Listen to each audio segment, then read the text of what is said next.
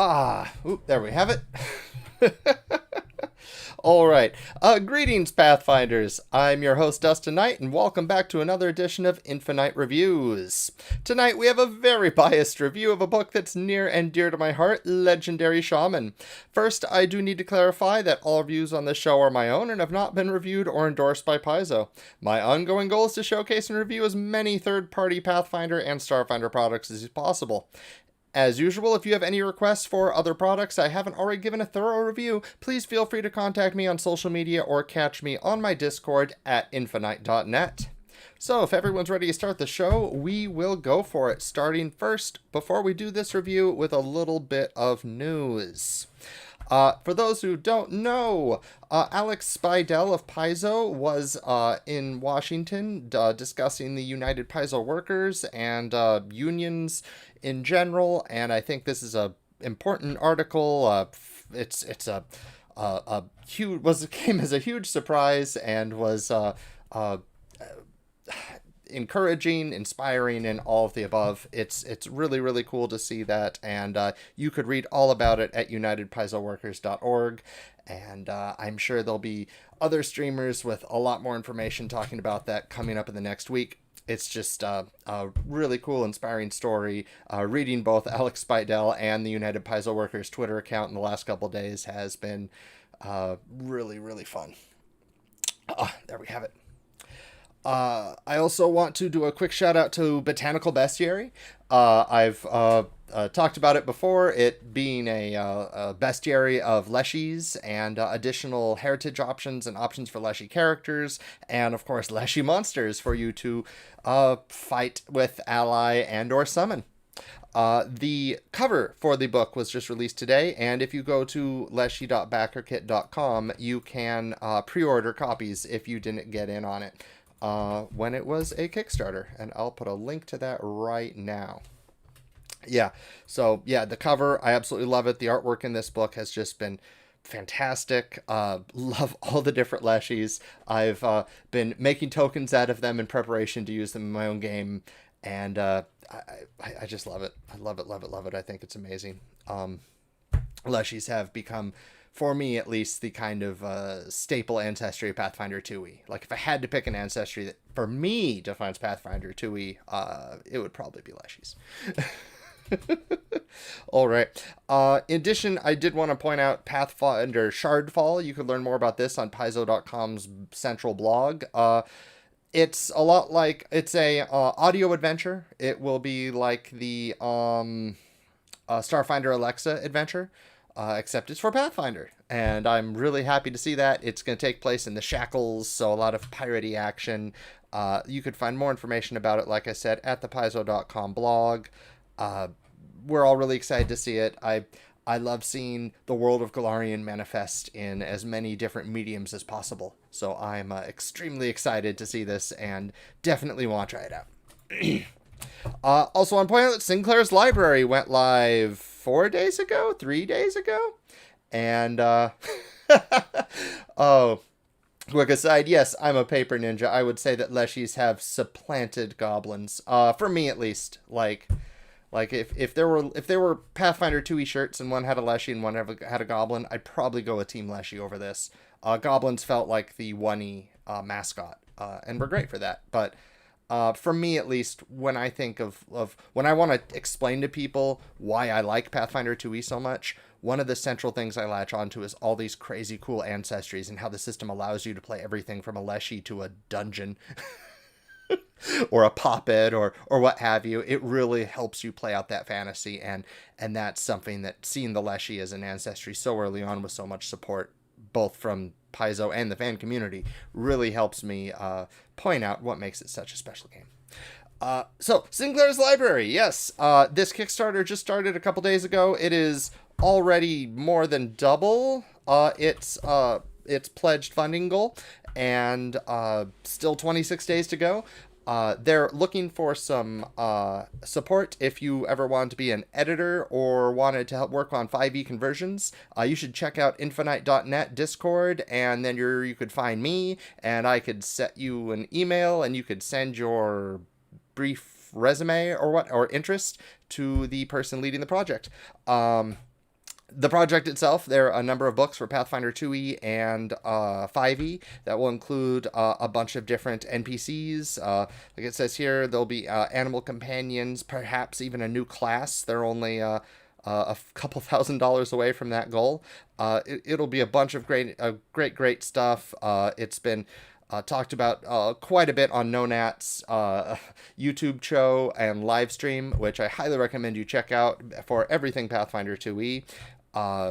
You should really check this out. It's going to be great. I almost want to say you'll regret not backing this, because it's going to be one of those hardcover books that will be pretty much necessary to complete, along with, the Paizo stuff and like Battle Zoo. It'll be one of those things that you will want in your campaign. And frankly, NPC codexes are something I really enjoy. The Game Mastery Guide, those NPCs have been invaluable in my campaign. The unique abilities that you could give humanoid NPCs are really, really fun. So I could see this becoming a really, really, really standout product, and I want to link to it right there. All right, and that will do. That will do it for my news. Today I am reviewing Legendary Shamans. You can find here on DriveThruRPG. It is the same class basically that came out in Borikubos. A couple of the focus spells were switched around, and it was made setting agnostic in Legendary Shamans. It was developed and designed by myself and Tony Saunders, who I do want to give a quick shout out here, as Tony has released another class here, the Legendary Hunters. This came out just earlier this week, and I feel like I should point it out, because from what I've read of the description and what I've seen him talk about in chat, it looks like a really great adaptation of the Hunter class, and that's just cool. Love the Hunter class. All right. But Legendary Shamans, yes, I do, as you can see my name on the cover, benefit very much from this book being sold, but at the same time, I just want to see more people play it, and I want to have a video I can link to show people, like, this is how the class works. It is not necessarily the easiest class to first get, but once you get it, it's like, okay, no, it's cool, I got this now. But we'll go over that really quick. Let's just open here the PDF. Here we have it. So, Legendary Shamans. Or Legendary Shamans, if you want to use the UK pronunciation. Let's see here. All right, so to start things off, I've a little backstory here. I have wanted to write a shaman class for years. The 1E class was okay. It was pretty good, but it didn't quite get all the niches that I wanted from a shaman, especially like an animistic traditional shaman. It didn't quite do it for me. It felt like just expanded witch, which it was a hybrid class of the witch, was one of the two hybrids, so understandable. I've done quite a bit of my college, quite a bit of my minor was done researching animism, shamanism, different cultures, their crossovers, and I always have wanted to bring all that learning together into a class, into a class-based role-playing experience. Always wanted to work on a base class for the shaman. It's always been there. I've had a folder on there since about 6 months after 2E was announced or made or released. I had a folder on my desktop of like ideas for the shaman, research for the shaman, a bunch of old college papers and PDFs of books I've already read. And when I was working on Borikubos, Jason Nelson of Legendary Games came up to the team and was like, we need someone to work on the shaman for Pathfinder 2E. Who wants to do this? And I'm just like, that was my time. I will do this. Please, I will do this. And we assembled our team, and we worked it out. And I'm proud to say that I developed this base chassis. And then Tony had some amazingly cool spirits and feats, and helped bounce ideas off of me and rein me in quite a bit to make what we have here, that I am exceptionally proud enough to see that I just want to see more people play it. Like, to me, that's what this is about, is I just want to hear about people playing the shaman. I just want to hear about people's cool spirits, which I will point out, I would love to make a spirit here on the stream. It's really simple, like 2-minute process. So if anyone out there has any archetypes they really love from Pathfinder 2E, keep them in mind. And when we get to the spirit section, we will make a spirit. We'll decide what spirit works best with that archetype, and we'll make a spirit. But I'm getting a little too ahead of myself. I just want people to start thinking of their favorite archetypes.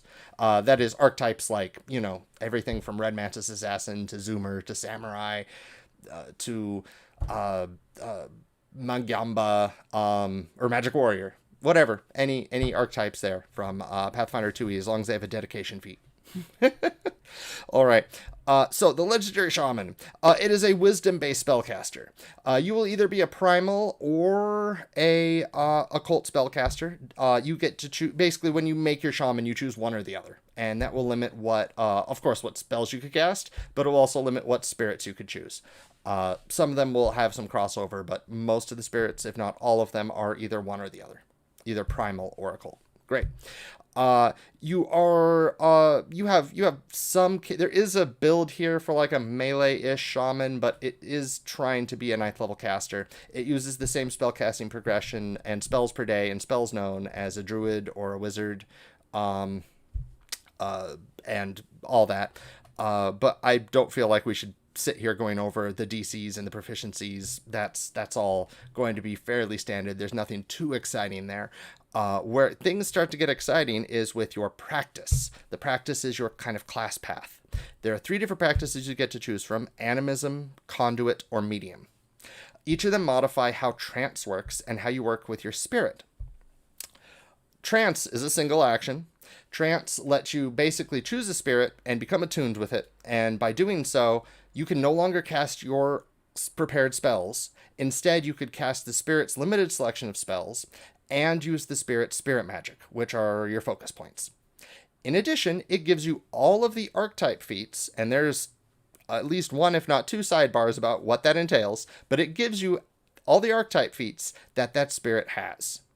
Each spirit is not only a type of spirit you pick, much like a domain or patron, but an archetype that you get to apply to it based on who or what that individual spirit represents. Now, it recommends, and I would recommend, you talk to your GM about what kind of shaman you want to be. If you're a nature shaman, maybe you're trying to protect this region that the campaign's going to take place in, and the archetypes will represent former wardens of the area, or just simply aspects of different nature. You could choose the same archetype for all your spirits if you just want a bunch of different types of, say, druids or rangers, or you could pick a different one for each of them and have a lot more versatility. It's very, very, there's a lot of options there, but once you really get down to what your character is going to be like, it becomes significantly easier. One of the classics, you could be a kind of ancestral type of shaman, and you could just be like, well, my grandfather was a Aldori Swords Lord, his grandfather was a fighter, his father was a Red Mantis Assassin, and you could kind of make a family tree with your spirits that way by picking different archetypes, or even picking the same archetypes, but just picking different feats for those spirits, since the feats only come into play when you use trance and apply them to yourself. You could be knocked out of your trance if you get hit with a critical hit. I think, yes. Or you violate your spirit's anathema. The anathema are in play while you're in your trance, and then you have to atone like if you were a champion. It can be difficult to end a trance unless you're an animist shaman. You have to perform a will save against a standard DC, which isn't too difficult. Like, this is a high will save class and a wisdom-based caster. You're going to be fine. Like, just don't roll like a 1 or a 1 to 3, and you should probably make it. It's almost like a DC 5 flat check. You'll be fine. Now, these 3 practices, for those who might not know, medium and animism are kind of like the 2 core shamanic practices in our world and reflected in this class. Medium is one who allows the spirit to inhabit themselves when they enter a trance, whereas an animist is one who instead communes with, or otherwise, I don't want to say uses, but reveres spirits that inhabit everyday objects, or very specific objects. It depends on the tradition. Sometimes it's only sacred relics, sometimes it's everything has a spirit. Depends on the tradition. In this case, an animist has a relic that has a spirit imbued in it. So whenever you use your trance action, you could draw that relic. It could be a weapon, it could be a spell heart, or it could just be an object that you could hold in your hand. And you are in the trance. To leave the trance, you just have to put the relic away.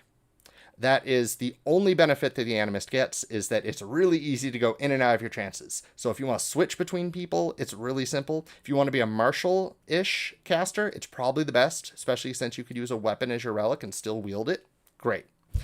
The medium, on the other hand, they get temporary hit points when they enter a trance, and they can replace material components with somatic components. They don't need a relic, which is really nice. But when they're the ones, yes, when you are critically hit, you could be knocked out of your trance. And if you're knocked out of your trance, you become temporarily immune to trance for 1 minute. If you critically fail your will save when you get hit. So you could get knocked out a little bit more easily, and that's bad. But you get those temporary hit points and the spell component replacements. And of course, there are individual feats for each of these.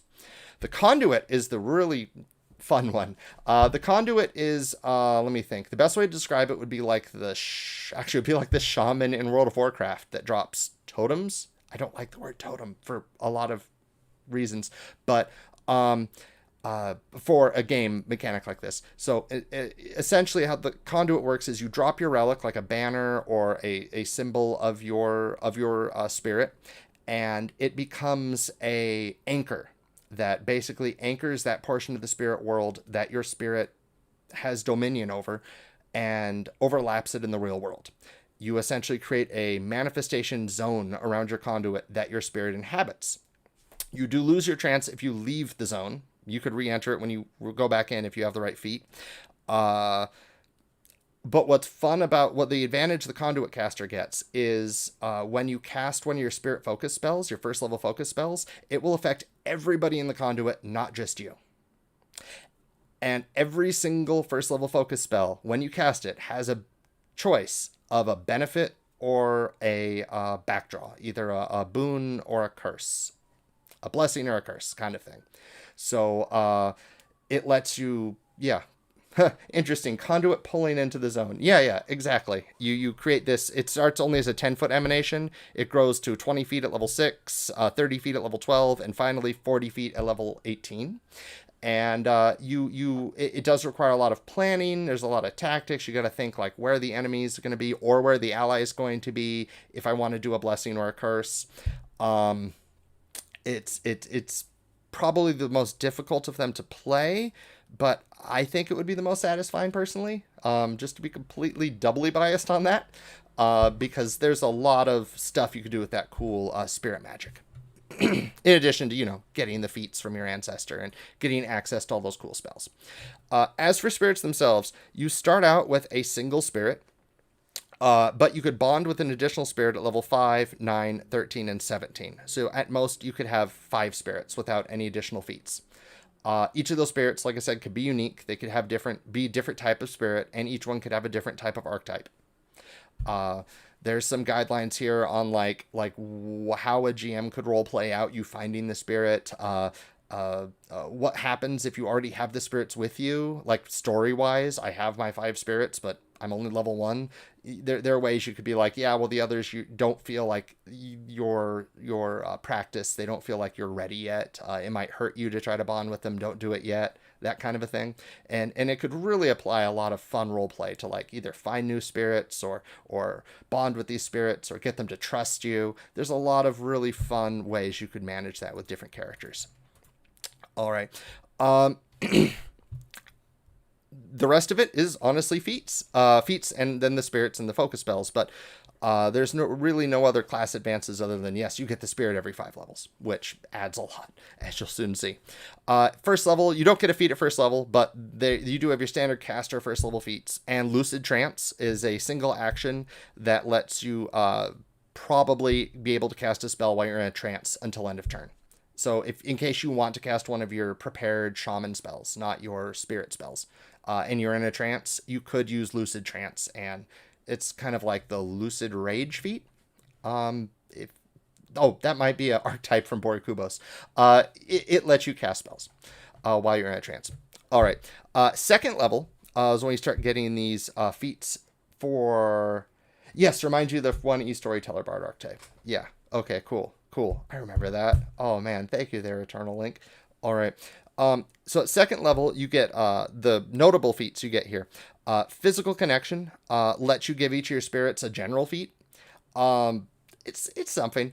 You could choose a different general feat for each spirit, and of course, when you trance, you will get access to the general feat. So there's a lot you could do with that, especially if you want to take like additional lore.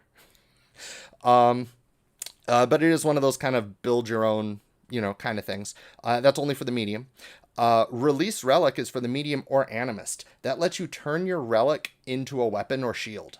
So when you enter your trance, your relic, which I like the idea of using like a broken sword or like just the hilt of a sword, and then when you enter your trance, the sword bursts out and does it do a copy of pure force around the held relic? Yeah. So you get to channel your ancient ancestor or your spirit's essence to create a weapon that you're now wielding, which I think that's pretty neat. And yes, you could apply runes to the weapon, and you become proficient with the weapon, which is a really big deal because you could have up to 5 spirits, which means that like level 18, you could have 5 different weapons that you could switch between, or even when you could manifest multiple spirits at once with another feat, you can get different weapons. A broken sword that manifests as a force sword, you manifest it. Yeah, exactly. Spirit blades. Yeah. Or a Kuwabara from Yu Yu Hakusho, or Yo from Shaman King. Yeah. Conduit casting, first level conduit feat. You could spend a single action, and it's a meta magic that lets you cast the spell from anywhere inside your conduit. In other words, normally you cast a spell from your own square when determining range and cover and where people see the spell being cast. Instead, you could just have it cast from anywhere inside the spirit's domain. Not only does this expand the range of your spell, especially if it's like an emanation spell, but you can do a stealth check to make it so people aren't sure if you're casting or not. So it's kind of like that silent spell, conceal spell feat, but only while you're in your spirit's realm due to a conduit. Great. 4th level, you get Bespell Weapon, Steady Spell Casting. Yeah, we know that. Defensive Spirit lets you enter a trance when you take damage as a reaction. So it's kind of like the reactive rage feat. Summon Spirits as a free action. If you cast Summon Fae, if your next action is to cast Summon Fae, you instead summon a creature with the Spirit trait instead of the Fae trait. This is just a way to basically have a spell called Summon Spirit. There's a lot of really cool spirits that aren't undead that I think the shaman should be able to summon, and this lets you do it. By just spending your free action before you cast Summon Fae. Cool. Expand your summon list. And Mind Link gives you the Mind Link focus spell, which it's a lot like the Mind Link spell from Starfinder. It lets you communicate a plethora of ideas to somebody you touch, because you're communicating with their soul, not their brain or their body. You could put in all that information at once. Cool. 6th level, Advanced Spirit Magic is what gives you your extra focus points, and gives you your one spirit you bonded with. You get your Advanced Spirit Magic spell. So, your higher level Spirit Magic spell. Dangerous Merge is a 2 action. You roll a will save against the standard DC, and as long as you manifest... Dangerous Merge lets you manifest 2 spirits at once. You do have to do a will save at the end of each of your turns, or you automatically leave your trance. It's not that high of a save, though. It is 2 actions to enter this, so you had to spend 1 action doing your initial trance, and then 2 actions entering this other trance. So there you have it. If you spend your full round trancing, you could have 2 spirits at once with a 6th level feat. 6th level with Lingering Spirits, once per day, you can cast a spell of any spirit you've bonded with during your daily preparations. It means any spirit you have out of your 5 spirits, or 1 spirit, or whatever. It lets you cast a spell that spirit knows despite not being in a trance, or despite being in a trance with a different spirit. Cool. Manifest Leylines uses the Tap Leyline ability from Secrets of Magic, the Tap Leyline action from Secrets of Magic, with your manifested spirit to... how do they word that? Use your manifest spirit as the location of the associated basic or energy ley line of your casting tradition or lower. Okay, it lets you use your spirit as a ley line to use the Tap Leyline ability to get the benefits if you're using the ley line variant rules from Secrets of Magic. Since the ley lines and spirits, there's a lot of crossover, especially with the Conduit Shaman. I had to make this. Yeah, I do want to see more with ley lines. I want to write a whole ley line product for Pathfinder Infinite. It's on my list. Yes. Where we got next? Archetype focus, level 8, gives you additional archetype feat to each of your bonded spirits. So you could take that multiple additional time at level 16. So your spirits will get more archetype feats as you level naturally, even without this. They start with the dedication, and then I want to say it's every 6 levels or every 5. Oh, it's every 5 levels. Every time you get an extra spirit, all of your spirits can also take an additional archetype feat, and all your spirits all have the same number of archetype feats at a time. So it's easy to remember. If you need a beta reader for that, I will paper ninja. I will totally message you if I need a beta reader for that. I haven't started on that yet. I have at least 2 other books that will release before that. At least. Share Spirit lets you take one willing creature within your spirit's realm and give them the benefits of your archetype dedication. So you could give an ally some of your archetype feats by taking this and other feats along the way. If you want to be more of a buff shaman. Soul Sight is like the Oracle feat. It lets you see into the spirit realm. Fun. It's great against taunts and certain invisible creatures. Spirit Resistance, if you're an animist or a medium, you get some bonus against spells and magical effects while you're in a trance. Language of the Spirits gives you comprehend languages while you're in a trance. Fun. And Ward Conduit lets you make it harder for your conduit to be destroyed. Enemies could, if you a conduit shaman, enemies can attack your conduit and knock you out of your trance.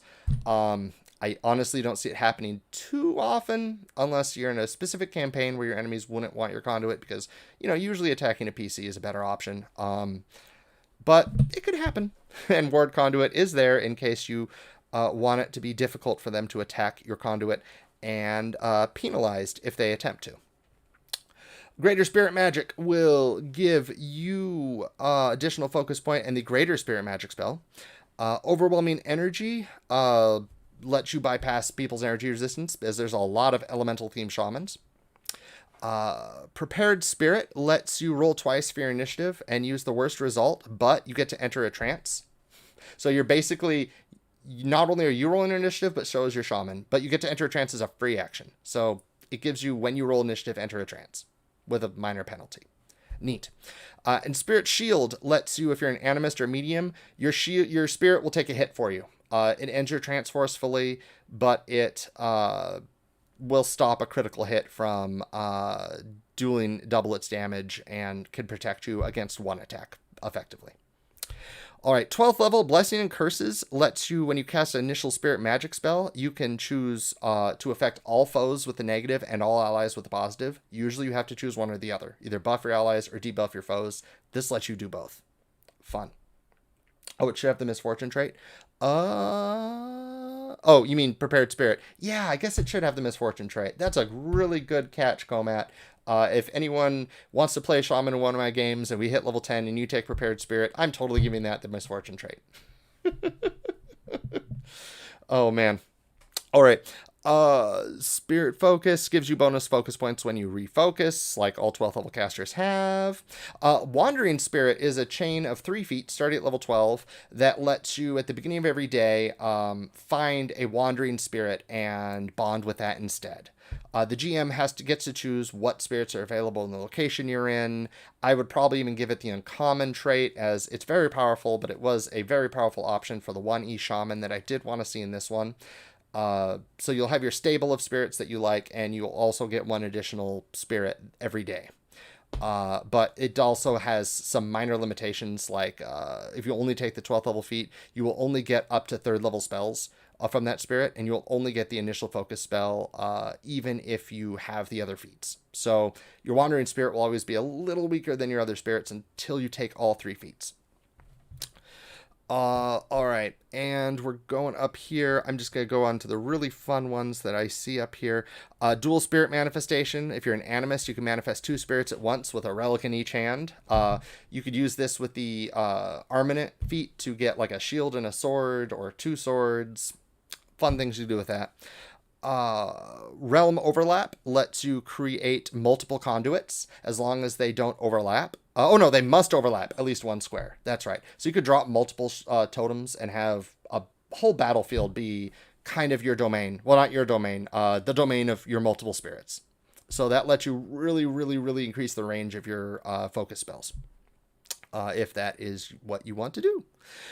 Siphon Power, you could gain back some spell slots that you've cast. There's another really cool one here that I at least want to bring up. Oh, hey, that's just, you know what? I'm just going to go in with the 20th level feats.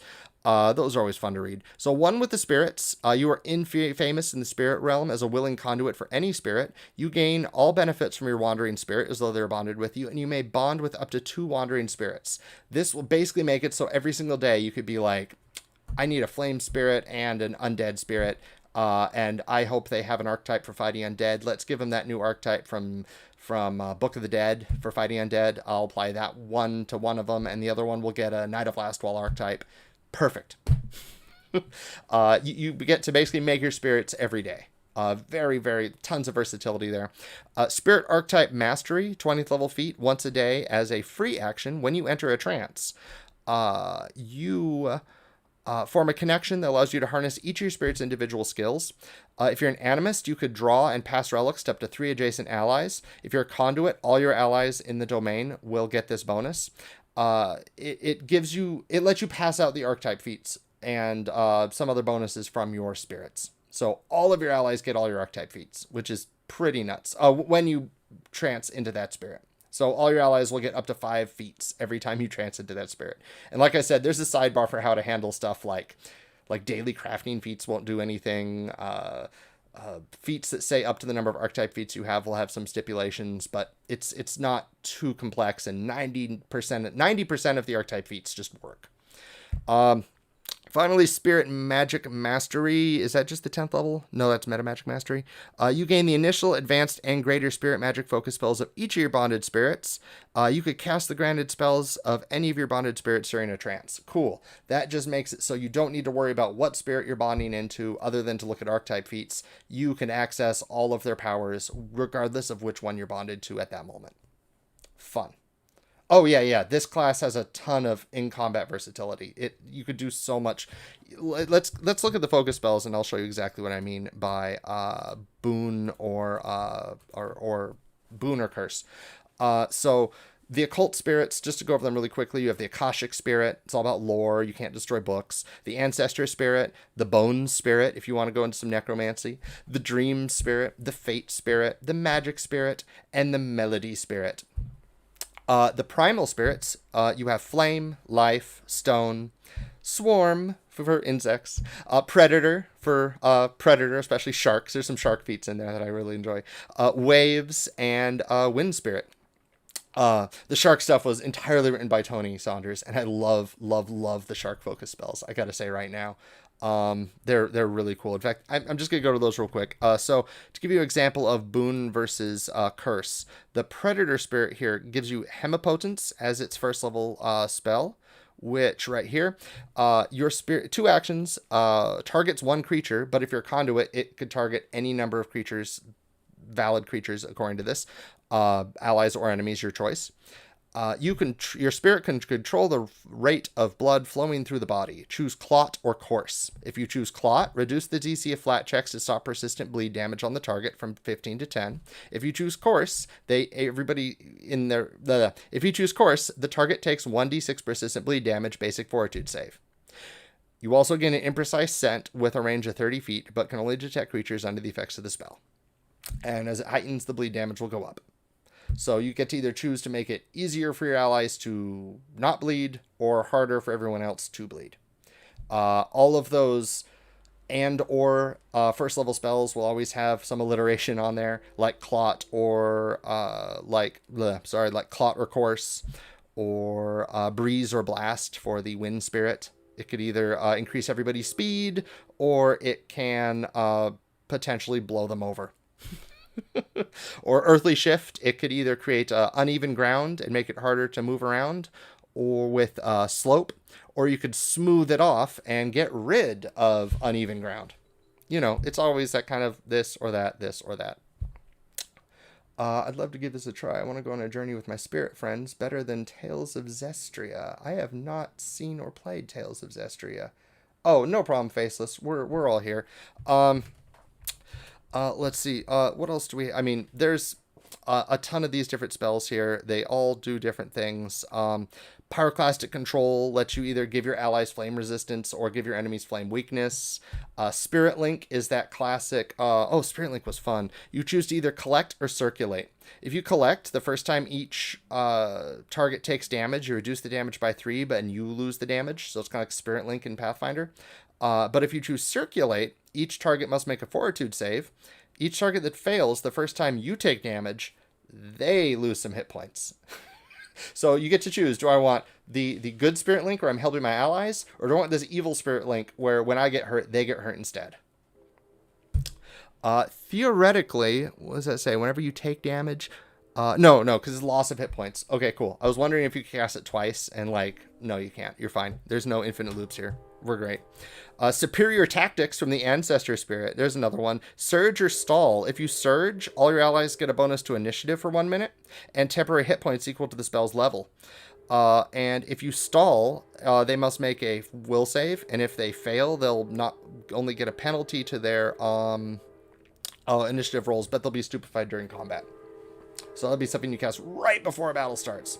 Give enemies fire weakness, you say? Yes, give enemies fire weakness. And of course, each of these spirits do give you spells that you could cast while you're in your trance that use your normal daily spell slots. For example, the Fire Spirit, Flame Spirit will give you Produce Flame as your cantrip. Burning Hands is your first level spell. Flame Sphere is your second level spell. We made sure to pick a lot of spells that would synergize with the focus spells. And we made sure to give you a lot of spells that, at least 1 or 2 spells outside of your spellcasting tradition to help people where I'm a primal caster and I want to do fire stuff, but there's a couple of fire spells that aren't primal that I want access to. Well, they're probably in the Flame Spirit. Let's see here. I want to make sure. I want to see if there's anything else. Oh yeah. Okay. So, did want to go over the other shark spells just for fun here. So the level 3, these are the medium focus spells. Circling Sharks. You cast an inky pool of sharks into the shadows of each creature in the area. 30-foot emanation. There's a will save. Basically, you literally put sharks inside of their shadows. The sharks will stay in their shadows as long as they continue to cast one. And then each time you sustain the spell, a shark will jump out of one of the shadows and attempt to trip or shove a creature affected by the spell using your spell attack roll instead of an athletics check. And it says you can sustain the spell multiple times, choosing the same or another shark each time. Fun. And if they fail, they will get an additional penalty against his reflex DC. And I love the visual of these shadow sharks just jumping out of people's shadows and pushing them away or shoving or tripping them. I think that's really cool. That was Tony Saunders, and I love this spell so much. And then he also wrote the 5th level spell for Predator, Avatar of the Deep. It lets you turn into a huge shark. You gain, a Jaws attack, and you could breathe underwater and in air. You just become a big shark. It's classic. It's exactly what you want from a focus spell. It's really cool. It scales really nicely as well. Yeah. So if there are any in particular spirits people want to see the spells of, we can, but I think it might be more fun if we decide what kind of archetype we could make a spirit with. So does anyone there in chat have an archetype they really like, or want to see turned into a spirit? It could be your favorite archetype.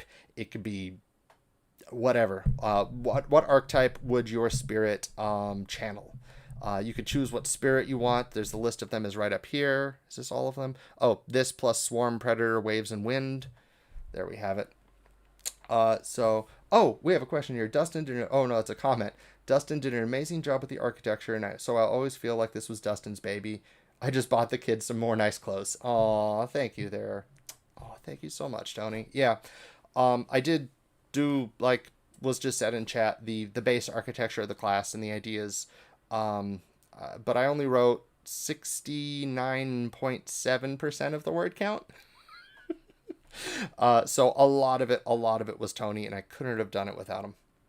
Definitely couldn't have done it without him. All right. Since nobody has any suggestions for now, I'm just going to go ahead with one that I've always wanted to see. Unless somebody else comes up with one right now. I'm going to go ahead and wonder What would... Oh, Wrestler's a fun archetype, but you're still a caster. Oh, no, that's fine. This works great with that. Wrestler would be a good archetype with this. So let's go here and go Wrestler, Pathfinder 2E. Wrestler archetype, great. But what kind of spirit would your wrestler be? I could see a wrestler as a bone spirit. That might be a little too morbid, though. I could see a melody spirit with performance. That'd be pretty fun if you wanted to really play up the idea of being a performing wrestler. If you want to be a more serious wrestler, though, you got life, ancestor. If it's your ancestor you're channeling, that's a good one for that. Stone, if you want to be all, because the spirit skill is athletics, so I could see stone would be that's an easy way to figure out what archetype you want, is just look at the spirit skill. You'll get proficiency in that skill when you trance, so that would be an easy way to qualify for the dedication, as trained in athletics is a prerequisite of the wrestler. I could see a predator, that's also an athletic skill. Oh, so is waves. I could see a waves as well. That would be really cool, wouldn't it? But the wrestler dedication, well, people think whether they want like Predator, Waves, Stone, or any of the others.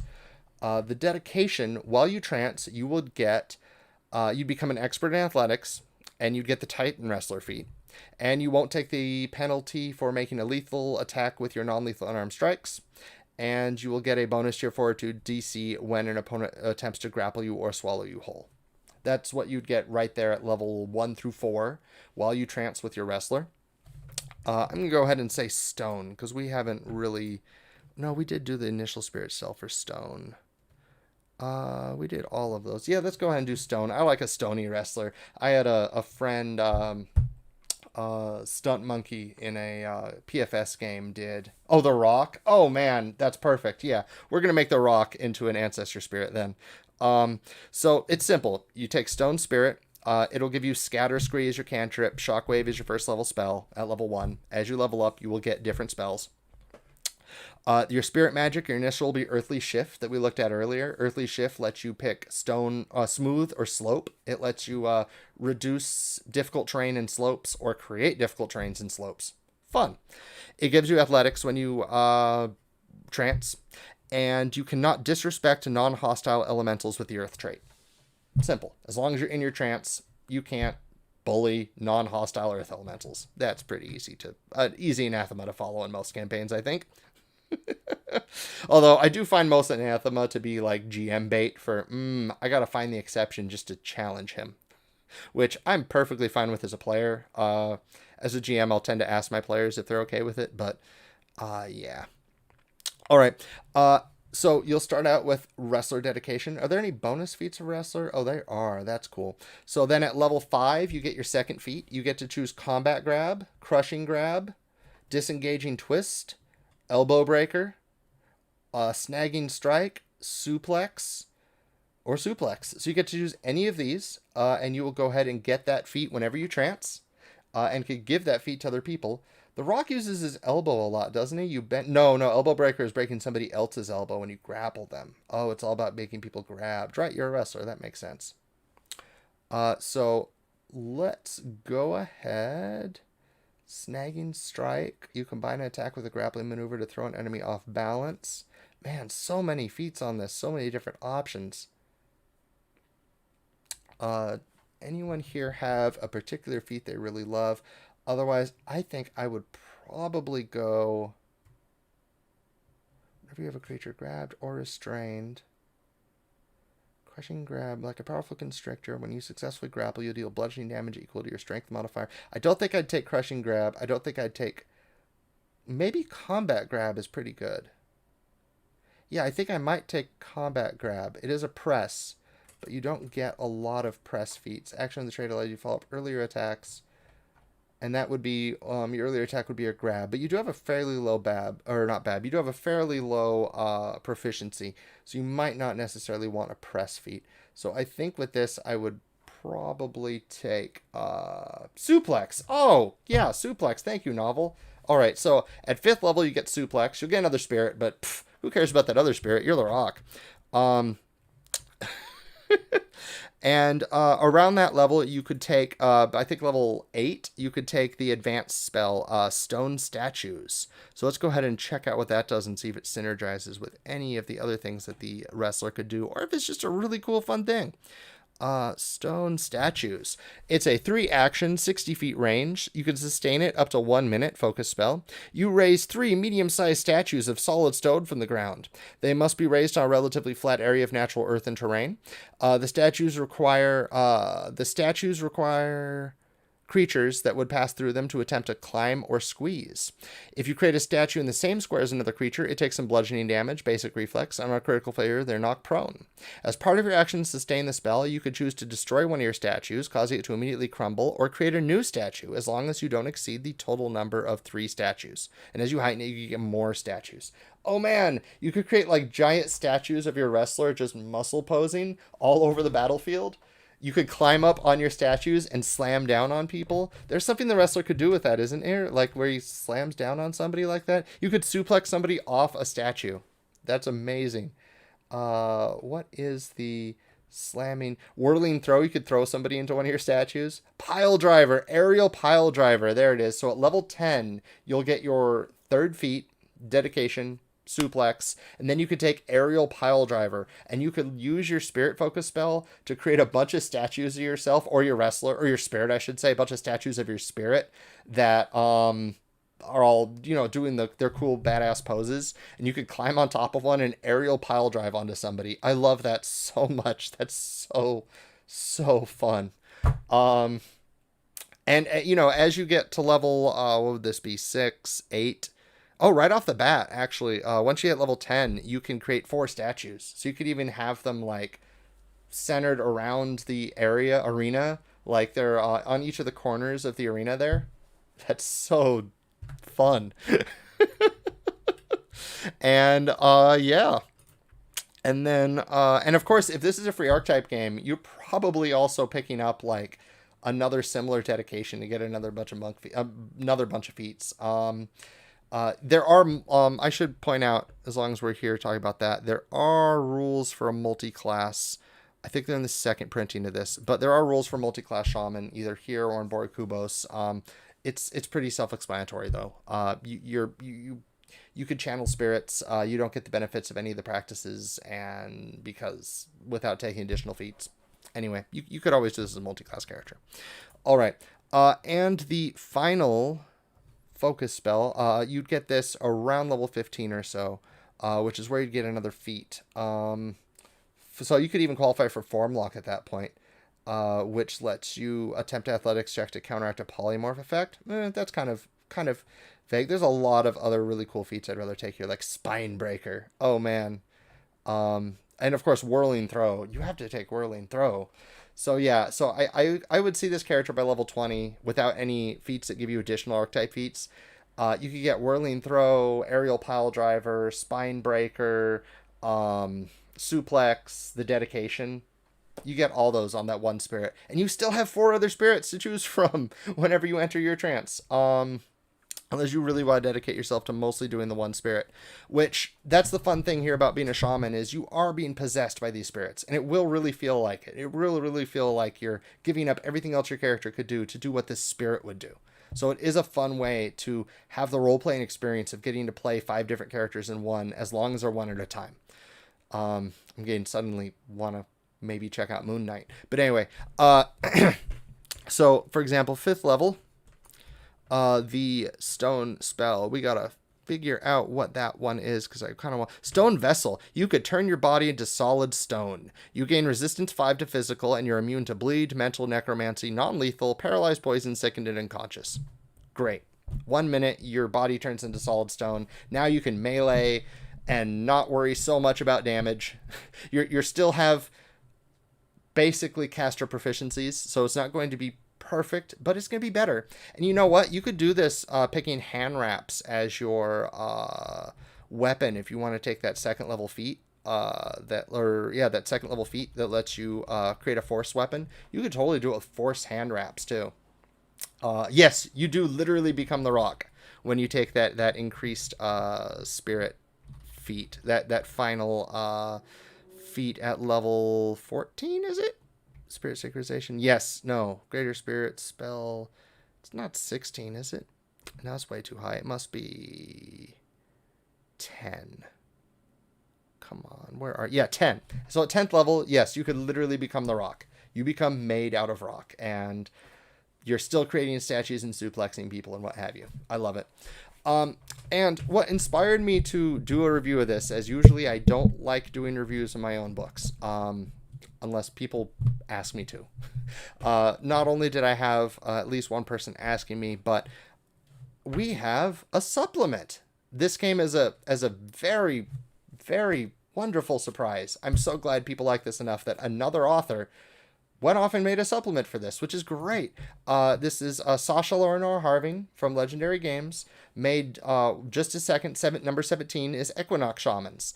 It's 2 additional shaman spirits, complete with their focus spells, and they're perfect. I love them. They're awesome. They are primal spirits, autumn and spring. So they're the 2 equinox, the 2 transition seasons. Autumn lets you, gives you, let's see, Tanglefoot, Protector Tree, Reaper's Lantern. You can't let food rot because, you know, it's harvest time.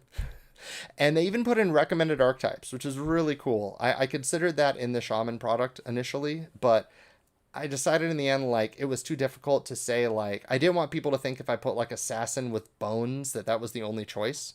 But I do really appreciate it in the supplement. It makes a lot of sense. If I do a supplement Shaman Spirits, I'm totally stealing that idea. Because we have Assassin, Horizon Walker, Ranger, Rogue, Scout, and Viking. Oh yeah, those all make sense for an Autumn Spirit. I like that a lot. The Spirit Magic it gives you, you have Harvest Tools. That's the first level Spirit Focus spell. It lets you carve or claim. If you choose Carve, all weapons gain the Disarm trait. If you choose Claim, all the weapons you target with this spell become easier to disarm.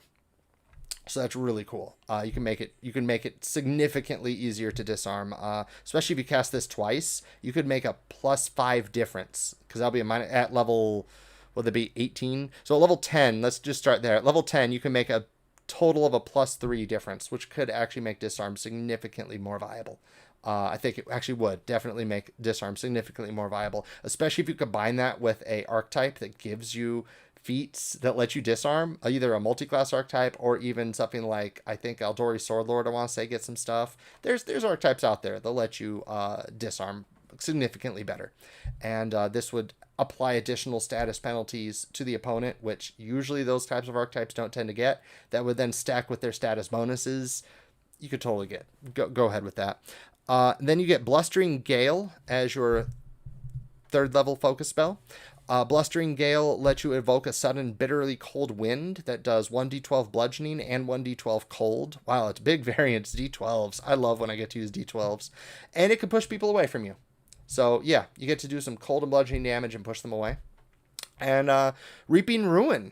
You give a low howl. You empower the target with the power of the Reaper's Harvest. For the duration, when the target deals damage to a creature with a strike, they also deal slashing splash damage equal to the level of the spell to the target of said strike and all adjacent creatures. Wow, that's cool. So you give a melee user the ability to splash damage their melee attacks. I mean, it doesn't have to be melee. You could does it? Oh, no. You could do this with a ranged weapon, too. That'd be really... Yeah, it'd be, probably be more efficient than having the non-reach melee person damage themselves with that splash. So, yeah, cool. You can give a martial character, a non-alchemist martial character, splash damage with their weapon. That's really cool. I love the flavor. That works really well with reaping. You know, your reaping with harvest. Support shaman that helps their swashbuckler buddy to disarm it. Exactly. All right. And the Spring was the other spirit from this this supplement. This you could find on DriveThruRPG. I want to say it's oh, here it is. It's $1. Totally worth it. These 2 spirits are really cool. Oh, it has reviews even. That's cool. I'm gonna put a link to that in chat. I'm also going to throw another link to Legendary Shamans, the base book, as you would need that as well. All right. So the Spring Shaman gets some more healing-ish spells. It gets Soothe. Then it gets some of those planty spells you'd expect, like Entangle or Petal Storm, Burning Blossoms. You get a combination of plants and healing is your whole thing. You can't uproot healthy plants. it's your anathema. They recommend using it with Bard, Blessed One. Blessed One's very popular. Very, very good for your spirit, giving you a lay on hands. Man, that's good. Cleric, Familiar Master, Herbalist, and Medic. A Familiar Master would actually be another really good archetype for your spirit, because shamans could get familiars, and then when you trance, your familiar would suddenly get all these extra familiar abilities. That would be pretty cool. All right. As for your focus spells, Rabbit's Pace is your first level focus spell. That gives gives your target, one creature, +5 status bonus to their speed. And remember, if you're a conduit shaman, that would be all of your allies within range would get that bonus. And that bonus increases as you heighten the spell. So as a 4th level spell, it would be 10 feet. As a 7th level spell, it would be 15 feet. If you want to do as a 10th level focus spell, yeah, you can do. Can you heighten focus spells to 10th level? My brain just didn't get on that. If you could heighten focus spells 10th level, you get to 20 feet. And if you choose rest, all the targets make a will save. And if they fail that will save, they get a penalty to their speed instead. Perfect.